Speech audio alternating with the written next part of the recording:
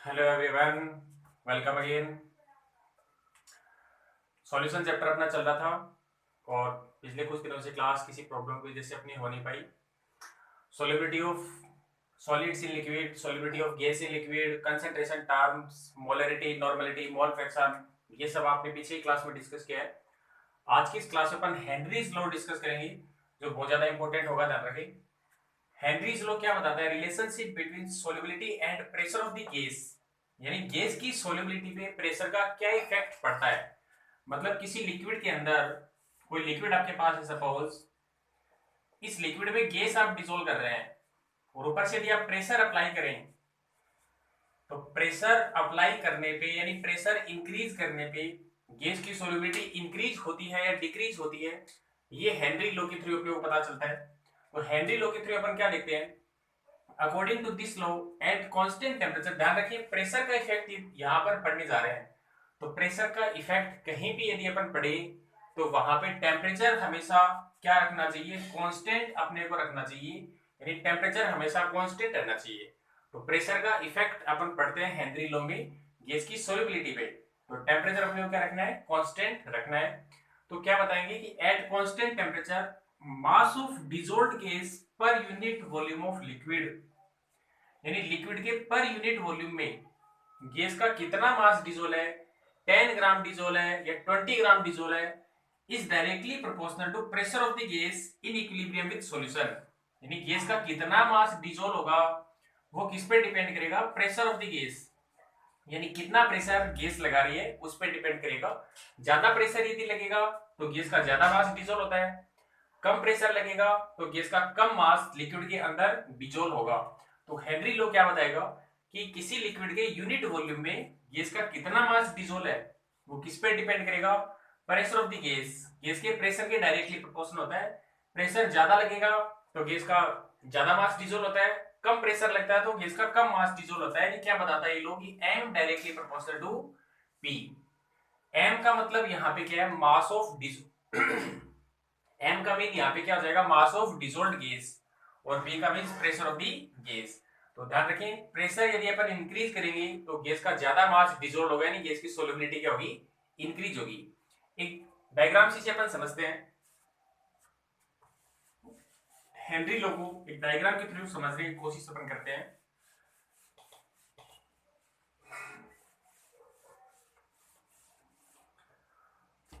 Suppose अपने पास कोई liquid ये है, ये लिक्विड है, ये लिक्विड नहीं है अभी, तो ये कंटेनर है, ध्यान रखिए। और इस कंटेनर में एक कोई प्योर सॉल्वेंट आपने ले लिया, जैसे कि वाटर आपने ले लिया या और कोई लिक्विड आपने ले लिया, वाटर ले लिया। अब इस वाटर के अंदर आप क्या पास करें? गैस पास करें। तो आप क्या देखते हैं? गैस के पार्टिकल्स वाटर में क्या हो जाएंगे? डिसॉल्व हो जाते हैं। ये सपोज गैस के 3 मॉलिक्यूल्स वाटर के अंदर डिसॉल्व हो गए। अब यदि आप और गैस यहां पास कर रहे हैं तो और ज्यादा गैस डिसॉल्व नहीं होती है, यानी सैचुरेशन की कंडीशन आ गई है, इक्विलिब्रियम की कंडीशन आ गई है। इक्विलिब्रियम का मतलब क्या है? जैसे 3 गैस के पार्टिकल डिसॉल्व हो गए, ऊपर ये क्या है? अनडिसॉल्व्ड पार्टिकल। ये ऊपर कुछ गैस के अनडिसॉल्व्ड मॉलिक्यूल है जो डिसॉल्व नहीं हो पाए, अनडिसॉल्व्ड मॉलिक्यूल्स ऑफ गैस। अब अपन क्या करें? यदि इस कंटेनर पे पिस्टन से प्रेशर अपन अप्लाई करें, पिस्टन होता है ऐसे, ये पिस्टन आपने लिया और इस पिस्टन पे आपने क्या रख दिया? कोई वेट रख दिया। पिस्टन पे आप पिस्टन से क्या करें? कोई प्रेशर लगाया, नहीं वेट अपन पुट कर दें, या फिर हाथ से अपन क्या करें? प्रेशर अप्लाई करें। तो अपन क्या देखते हैं कि जैसे ही आप प्रेशर अप्लाई करेंगे पिस्टन से,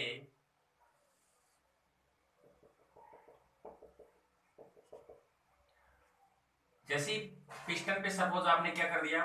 वेट आपने पुट कर दिया, W1 W2, ये क्या कोई वेट है? या आप ऐसे समझ लें कि हाथ से आपने प्रेशर लगाया। तो पहले क्या थे? 3 गैस के मॉलिक्यूल डिसॉल्व थे। अब जैसे ही आपने प्रेशर अप्लाई किया तो प्रेशर अप्लाई करने पे क्या होता है? जो अनडिसॉल्व्ड गैस मॉलिक्यूल है उनकी कंसंट्रेशन क्या होती है? इंक्रीज होती है, strike with the molecules of liquid present on the surface. यानी सरफेस पे जो लिक्विड के मॉलिक्यूल्स होते हैं, सपोज सरफेस पे जो वाटर के मॉलिक्यूल्स होते हैं, उन पे गैस के पार्टिकल्स आके क्या करेंगे? स्ट्राइक करेंगे, टकराएंगे बार बार। प्रेशर पर जैसे अप्लाई करेंगे तो गैस के पार्टिकल्स की कंसंट्रेशन क्या होगी, इंक्रीज होगी, यानी गैस के पार्टिकल्स इकट्ठे होंगे, एक साथ अटैक करेंगे। और अटैक करने का मतलब है कि जो वाटर मॉलिक्यूल है, सॉल्वेंट मॉलिक्यूल्स है, या किसी अदर लिक्विड के मॉलिक्यूल्स है, उन पे जैसे ही गैस के मॉलिक्यूल्स टकराएंगे आगे, तो टकराने पे क्या होता है, लिक्विड के पार्टिकल के बिटवीन थोड़ी सी जगह बना लेंगे और खुद को क्या कर लेंगे, एडजस्ट कर लेंगे ऐसे, यानी एक पार्टिकल और डिसोल्व हो गया। पहले तीन ही डिसोल्व थे, और जैसे ही आपने प्रेशर अप्लाई किया तो गैस के पार्टिकल एक साथ इकट्ठे हो गए, यूनिटी बना गया है, यानी कंसंट्रेशन इनकी बढ़ी, और strike with the solvent molecules present on the surface. Surface पे जो सॉल्वेंट मॉलिक्यूल्स प्रेजेंट होते हैं उस पे आगे क्या करते हैं, एक साथ आगे स्ट्राइक करते हैं, टकराते हैं, और टकराने से क्या हुआ, adjust themselves between water molecules, खुद को वाटर मॉलिक्यूल्स के बिटवीन क्या कर लेंगे, एडजस्ट कर लेंगे। तो पहले आप देख रहे थे तीन पार्टिकल डिसोल्व थे, 3 गैस के मॉलिक्यूल डिसोल्व थे, अब आप देख रहे हैं गैस के कितने मॉलिक्यूल डिसोल्व हो गए, 4 गैस के मॉलिक्यूल्स डिसोल्व हो गए, यानी सोल्युबिलिटी क्या हुई, इंक्रीज हुई। तो हेनरी लॉ क्या बताता है, मास ऑफ डिसोल्व गैस, यानी सपोज पहले कितनी गैस डिसोल्व थी, 10 ग्राम, अब कितनी गैस डिसोल्व होगी, सपोज 14 ग्राम गैस डिसोल्व हो गई, ज्यादा मॉलिक्यूल डिसोल्व हो गए, मतलब गैस का ज्यादा मास डिसोल्व हुआ है। तो गैस का कितना मास डिसोल्व होता है वो किसके डायरेक्टली प्रोपोर्शनल होता है, ध्यान रखें, प्रेशर के डायरेक्टली प्रोपोर्शनल होता है। यानी अपन क्या बताएंगे, m directly proportional to p, और डायरेक्टली का साइन अपन हटाएं तो m इज इक्वल क्या आ गया, kp। m यहां पे क्या है, mass of dissolved gas, gas का कितना मास डिसॉल्व्ड है, ज्यादा मास डिसॉल्व होगा मतलब गैस की सॉल्युबिलिटी ज्यादा है, कम मास डिसॉल्व होगा मतलब गैस की सॉल्युबिलिटी क्या है, कम। और p क्या है, प्रेशर ऑफ द गैस, यानी जो गैस के अनडिसॉल्व्ड मॉलिक्यूल थे वो कितना प्रेशर लगा रहे हैं, वो pressure of the gas.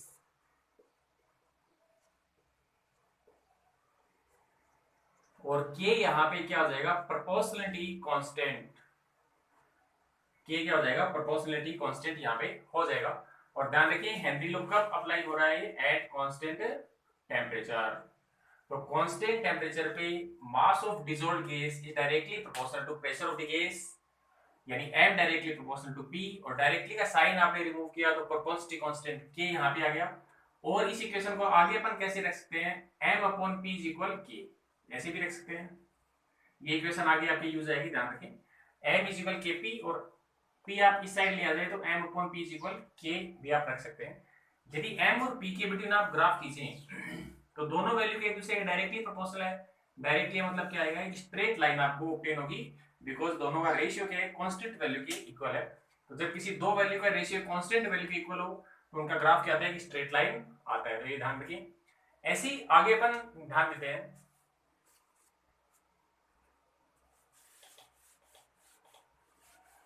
Henry law में ही आगे अपन बताएंगे।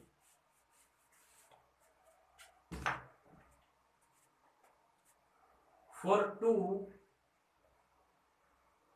और मोर देन टू गैसेस,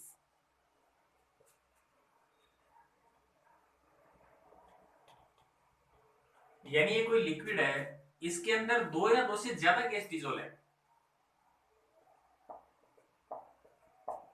पहले तो अपन ने ओनली वन गैस की बात करी, अब अपन देख रहे हैं इस लिक्विड के अंदर सपोज ए गैस डिसॉल्व है, बी गैस डिसॉल्व है, सी गैस डिसॉल्व है, ठीक है। तो जब किसी लिक्विड के अंदर दो या दो से ज्यादा गैस डिसॉल्व है, then solubility of gas is measured in terms of mole fraction। तो solubility को आप किसके टर्म में बताएंगे, मोल फ्रैक्शन के टर्म में बताएंगे। तो पीछे भी आपको बताया था किसी लिक्विड के अंदर दो या दो से ज्यादा कंपोनेंट हो गई तो solubility मतलब अपन क्या निकालते हैं, उनके अमाउंट का पता कैसे लगता है, मोल फ्रैक्शन से पता लगता है। तो ए बी सी आपने डिसॉल्व कर रखे हैं, तो ए के मोल फ्रैक्शन कितने होंगे, इसके अंदर एक्स होंगे, बी के कितने होंगे, एक्स बी होंगे, सी के मोल फ्रैक्शन कितने होंगे, एक्स सी। तो सपोज इस लिक्विड के अंदर यदि ए का मोल फ्रैक्शन ज्यादा है, मतलब ए यहाँ ज्यादा अमाउंट में डिसॉल्व थी, बी का मोल फ्रैक्शन सपोज कम है, सबसे कम है, इसका मतलब बी सबसे कम अमाउंट में यहाँ पे डिसॉल्व हुई। तो ये आप ध्यान रखें, जब दो या दो से ज्यादा गैस की बात करें then solubility is measured in term of mole fraction. तो solubility को आप किसके टर्म में बताते हैं, मोल फ्रैक्शन के टर्म में बताते हैं। जब ओनली वन गैस की बात अपन करते हैं तो solubility को मास के टर्म में आपने पीछे बताया था, और जब दो या दो से ज्यादा गैस किसी लिक्विड के अंदर डिसॉल्व है तो solubility को अपन मोल फ्रैक्शन के टर्म में बताते हैं। और क्या बताएंगे, हेनरी लॉ के according mole fraction of the gas is directly proportional to partial pressure of the gas. P यहां पे क्या है, partial pressure of the gas, partial pressure of the gas. x directly proportional to p, और directly का sign यदि आप remove करें तो यहाँ पे क्या आ जाएगा, x is equal k dash p, और इसे अपन ऐसे लिख सकते हैं p is equal 1 upon k dash x, और 1 अपॉन k डैश को एक न्यू कांस्टेंट अपन मान ले kh, तो p इज इक्वल क्या आ जाएगा khx, p इज इक्वल क्या आ गया khx, तो kh यहाँ पे क्या है, हेनरी कांस्टेंट, kh को अपन यहाँ पे क्या बोल देते हैं, हेनरी कांस्टेंट। तो यहां भी अपन वही ध्यान दें, x और p के बिटवीन भी आप ग्राफ ड्रॉ करें, x मोल फ्रैक्शन है इन टर्म ऑफ सोल्युबिलिटी, तो मोल फ्रैक्शन और पार्शियल प्रेशर के बिटवीन ग्राफ करें तो स्ट्रेट लाइन आपको ऑब्टेन होती है बिकॉज़ डायरेक्टली प्रोपोर्शनल है। तो बहुत ही इजी लो है, ध्यान रखें। यदि ओनली वन गैस की बात करते हैं तो सोल्युबिलिटी को आप मास के टर्म में मेजर करते हैं और बताते हैं कि mass is directly proportional to pressure of the gas, और जब दो या दो से ज्यादा गैस डिसॉल्व है तो सोल्युबिलिटी को आप मोल फ्रैक्शन के टर्म में बताएंगे, और क्या बता देंगे कि mole fraction of the gas that is solubility is directly proportional to partial pressure of the gas. x is equal k dash p, क्योंकि k तो आपने पहले ले लिया कांस्टेंट, तो इस बार अपन k डैश ले लेते हैं। अब p इस साइड आप लेके आए तो p इज इक्वल क्या आएगा 1 upon k dash x, 1 upon k dash को न्यू कांस्टेंट अपन दे देते हैं kh, और x और p के बिटवीन दिया ग्राफ ड्रॉ करें तो स्ट्रेट लाइन आपको मिलेगी। आगे अपन ध्यान देते हैं गैस की सोल्युबिलिटी और हेनरी कांस्टेंट में क्या रिलेशन है, इसी इक्वेशन से अपन निकालेंगे। ये जो इक्वेशन अपन ने निकाली है, ये 1 या 2 जो भी नंबर इसे आते हैं, इसका आगे अपन यूज करते हैं। तो नेक्स्ट अपन क्या बताते हैं, हेनरी लॉ से पूछा जाए तो पहले वाला जो स्टेटमेंट आपको बताया m डायरेक्टली p, या दूसरे वाला स्टेटमेंट आपको बताया कि x डायरेक्टली p, तो कोई सा भी स्टेटमेंट आप देके बता सकते हैं। 1 मार्क्स में क्वेश्चन पूछा जाए कि डिफाइन हेनरीज लॉ, तो कोई भी एक ही स्टेटमेंट आप देके बता सकते हैं। अब ध्यान दें आगे अपन क्या बताते हैं, relation between Henry constant and solubility of gas. Gas की सोल्युबिलिटी और हेनरी कांस्टेंट में कैसा रिलेशन है वो अपन डिस्कस करते हैं। तो ध्यान दें, as we know that P is equal KHX, आपने पीछे देखा P इज इक्वल KHX, तो X इज इक्वल क्या हो जाएगा P upon KH, X is equal क्या हो जाएगा P अपॉन KH। X क्या था, सोल्युबिलिटी ही तो है, X क्या है, सोल्युबिलिटी है in terms of mole fraction sorry. तो हेनरी कांस्टेंट और सोल्युबिलिटी यानी मोल फ्रैक्शन में रिलेशन कैसा है, इनवर्स है। तो ध्यान रखें KH यदि बढ़ता है किसी गैस के लिए, KH यदि ज्यादा होगा तो उसकी सोल्युबिलिटी की वैल्यू क्या होगी, कम होगी, ये आप ध्यान रखें। यानी हेनरी कांस्टेंट और सोल्युबिलिटी में रिलेशन कैसा हो गया, इनवर्स रिलेशन हो गया। आगे आप ध्यान दें, for nitrogen and oxygen gases, nitrogen और ऑक्सीजन गैस के लिए अपन क्या देखते हैं कि KH is directly proportional to T, यानी टेम्परेचर बढ़ता है तो हेनरी कांस्टेंट की वैल्यू बढ़ेगी। तो ध्यान दें यदि टेम्परेचर बढ़ा तो हेनरी कांस्टेंट की वैल्यू बढ़ेगी, और हेनरी कांस्टेंट की वैल्यू बढ़ेगी तो सोल्युबिलिटी ऑफ द गैस क्या होती है, यानी solubility of nitrogen and oxygen gas in water decreases.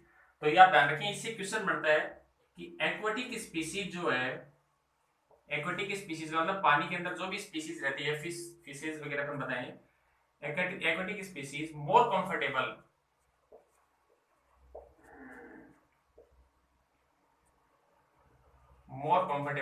In cold water than hot water, यानी एक्वाटिक स्पीसीज गर्म पानी की बजाय ठंडे पानी में रहना ज्यादा पसंद करती है। क्यों, aquatic species are more comfortable in cold water as compare to hot water. तो अपन क्या बताएंगे कि हॉट वाटर का मतलब टेम्परेचर बढ़ रहा है, और टेम्परेचर बढ़ेगा तो हेनरी कांस्टेंट क्या होगा, increase, due to which solubility of nitrogen and oxygen gas decreases in water, यानी वाटर के अंदर नाइट्रोजन और ऑक्सीजन गैस की सोल्युबिलिटी क्या हो जाएगी, डिक्रीज। और जब सोल्युबिलिटी डिक्रीज हो जाएगी, इन गैसेस की सोल्युबिलिटी डिक्रीज हो जाएगी, यानी पानी के अंदर जब नाइट्रोजन और ऑक्सीजन गैस कम अमाउंट में होगी तो एक्वाटिक स्पीसीज प्रॉपर वे से रेस्पिरेट नहीं कर पाएगी, यानी उनको सांस लेने में दिक्कत होती है। तो ये आप ध्यान रखिए, एक्वाटिक स्पीसीज हॉट वाटर के कंपैरिजन कोल्ड वाटर में ज्यादा कंफर्टेबल होती है। तो ये अपन बता सकते हैं कि नाइट्रोजन और ऑक्सीजन गैस के लिए हेनरी कांस्टेंट और टेम्परेचर डायरेक्टली प्रोपोर्शनल होते हैं। टेम्परेचर बढ़ेगा तो हेनरी कांस्टेंट बढ़ेगा, और हेनरी कांस्टेंट बढ़ेगा तो सॉल्युबिलिटी ऑफ गैस क्या होगी, डिक्रीज। यानी गैस के अंदर नाइट्रोजन सॉरी लिक्विड के अंदर यानी वाटर के अंदर नाइट्रोजन और ऑक्सीजन गैस क्या कम अमाउंट में डिसॉल्व रहती है, जिससे एक्वेटिक स्पीसीज रेस्पिरेट नहीं कर पाती प्रॉपर वे से, सांस नहीं ले पाती हो। तो आगे अपन देखते हैं next.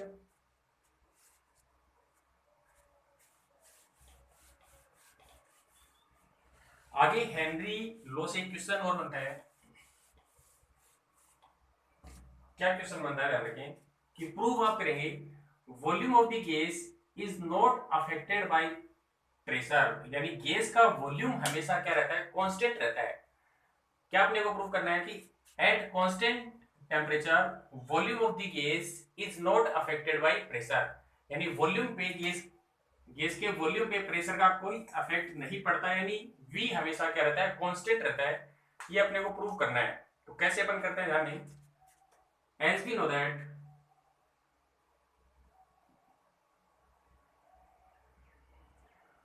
from ideal gas equation से अपने को पता है 11th क्लास में आपने डिस्कस किया होगा PV is equal nRT equation first, इसे पर मान लें। अब n नंबर ऑफ मोल्स कैसे निकलते हैं, given mass upon molar mass. तो गिवन मास को स्मॉल m से डिनोट कर दिया और मोलर मास को कैपिटल M से डिनोट कर दिया। तो n यानी नंबर ऑफ मोल्स, मोल्स कैसे निकलते हैं, small m upon capital M। तो n की वैल्यू अपन यहां पुट करें इक्वेशन फर्स्ट में, देन क्या आ जाएगा अपने पास, PV इज इक्वल n की जगह पर रख दे small m upon capital M into r into t। अब p को आप इस साइड ले आए और capital M is equal small m upon p into r into t। तो ध्यान रखें अपने को क्या बताना है, सॉरी v इज इक्वल आ गया, p साइड ले तो v बच गया। तो v इज इक्वल अपना क्या आ गया, small m upon capital M और ये अपॉन p, यानी p साइड आ गया। तो p साइड आ गया तो small m upon p into capital M जो क्या है molar mass of the gas into r into t। तो अपने को पता है कि एट कांस्टेंट टेम्परेचर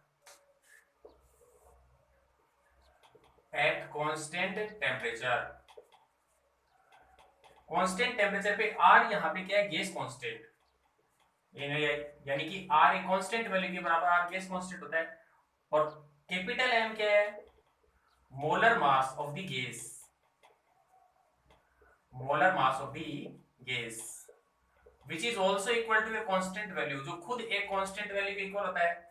अब बचा अपना क्या, m अपॉन p। तो हेनरीज लॉ से अपने को क्या पता है, फ्रॉम हेनरीज लॉ पीछे आपको बताया था small m upon p is equal क्या होता है, कांस्टेंट k। ध्यान रखें कांस्टेंट टेम्परेचर पे r गैस कांस्टेंट है, m क्या molar mass of the gas ये भी कांस्टेंट वैल्यू के बराबर, और हेनरीज लॉ से m upon p also equal to a constant value. Thus v किसके बराबर आ गया, volume of the gas is also equal to constant, यानी वॉल्यूम हमेशा क्या होगा, कांस्टेंट। ये भी एक कांस्टेंट वैल्यू है, r भी क्या है कांस्टेंट, टेम्परेचर T भी क्या है कांस्टेंट, मोलर मास भी क्या होता है कांस्टेंट। तो v is also equal to a constant value, यानी गैस का वॉल्यूम होता है वो हमेशा क्या रहता है, कांस्टेंट रहता है, not affected by pressure. Gas के वॉल्यूम पे प्रेशर का कोई इफेक्ट नहीं पड़ता। इसके बाद नेक्स्ट अपन लास्ट हेनरीज लॉ में देखते हैं limitations of Henry's law. Henry law की लिमिटेशन क्या है,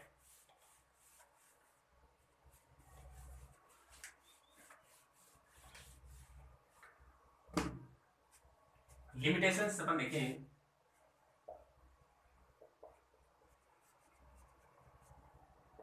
लिमिटेशंस ऑफ हेनरीज लॉ, तो यहां क्या बताएंगे, Henry's law is valid only if, Henry's law is valid only if, Henry's law कब वैलिड होता है, when pressure of the gas, यानी pressure of the gas is not too high, यानी pressure बहुत ज्यादा नहीं होना चाहिए, pressure of the gas is not too high, यानी प्रेशर बहुत ज्यादा नहीं होना चाहिए। सेकंड अपन क्या देखेंगे, gas does not react with solvent, gas को सॉल्वेंट के साथ रिएक्शन नहीं करनी है। यदि गैस सॉल्वेंट के साथ रिएक्शन करती है तो वहां हेनरी लॉ एप्लीकेबल नहीं होगा, वहां हेनरी लॉ अप्लाई नहीं होगा। नेक्स्ट ध्यान रखिए, gases should be sparingly soluble, gases should be sparingly soluble, यानी जो भी गैस आप डिसॉल्व कर रहे हैं वो लिक्विड के अंदर स्पेरिंगली सोल्यूबल होनी चाहिए। स्पेरिंगली का मतलब लेस सोल्यूबल होनी चाहिए, यानी हेनरीज लॉ वैलिड कब होगा, ध्यान रखें, प्रेशर बहुत ज्यादा नहीं होना चाहिए, गैस को सॉल्वेंट के साथ रिएक्शन नहीं करनी है, और गैस कैसे होनी चाहिए, स्पेरिंगली सोल्यूबल। तो हेनरी लॉ एक बार वापस शॉर्ट में अपन डिस्कस कर लेते हैं।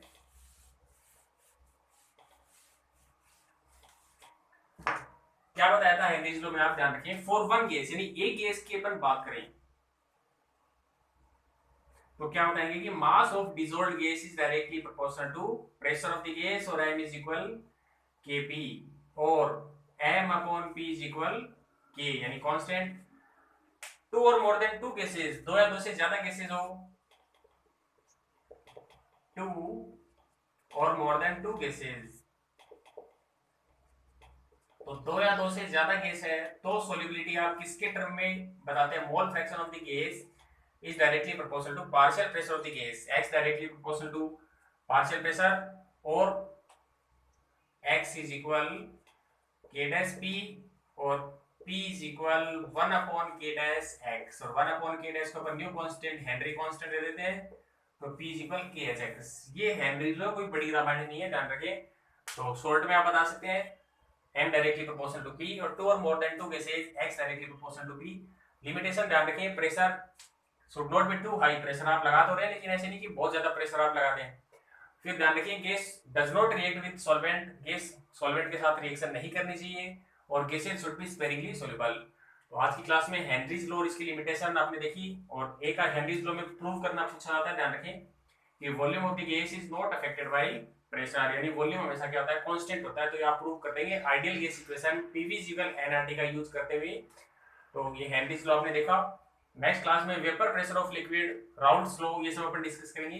तो आप अच्छे से सभी वीडियो देखें, पीछे के यदि आपने देख रखे हैं तो बहुत अच्छी बात है। अदरवाइज सॉल्यूशन चैप्टर स्टार्टिंग से चल रहा है, प्लेलिस्ट डाली हुई है चैनल पे, प्लेलिस्ट को 1 बाय 1 करके आप देख सकते हैं सॉल्यूशन चैप्टर अपना। और ध्यान रखें कोलाइडल सॉल्यूशन जो है उसका भी रिमेनिंग पार्ट जो एब्जॉर्प्शन, उसके अलावा जो कोलाइडल सॉल्यूशन जितना भी है उसकी भी प्लेलिस्ट अलग से चैनल पे डाली हुई है। तो कोलाइडल सॉल्यूशन भी आप वहां से पढ़ सकते हैं। तो हेनरीज लॉ आप ये अच्छे से नोट करें और अच्छे से पढ़ें। Thank you.